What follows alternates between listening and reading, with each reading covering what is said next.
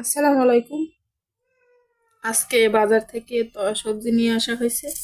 আমি আপনাদের দেখাইতেছি যে আধা কেজি মরিচ আনছে 25 টাকায়, এই একটা কপি আনছে 50 টাকায়, এইটা আনছে ফুলকপিটা আনছে 20 টাকায়, আর এই যে আধা কেজি টমেটো আনছে 25 টাকায়, আর ধনেপাতা 10 টাকা এই জায়গায়, আর এই যে লাল শাক 3 মুঠি, এইটা হয়েছে 20 টাকা। 3 মুঠি লাল শাক, এই এক মুঠো, এই এক মুঠো, আর এই যে আর এক মুঠো, হয়েছে 20 টাকা।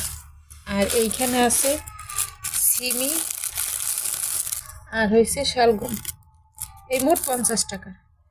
এখন বলেন যে বাজার দর কেমন হয়েছে?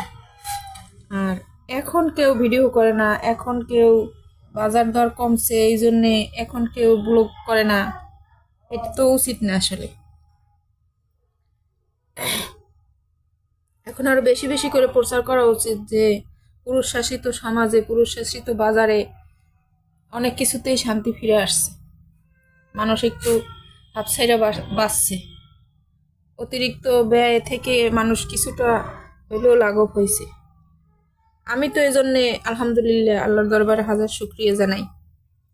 আপনাদেরকে আর কি ভাষ্য, প্লিজ দয়া করে জানাবেন।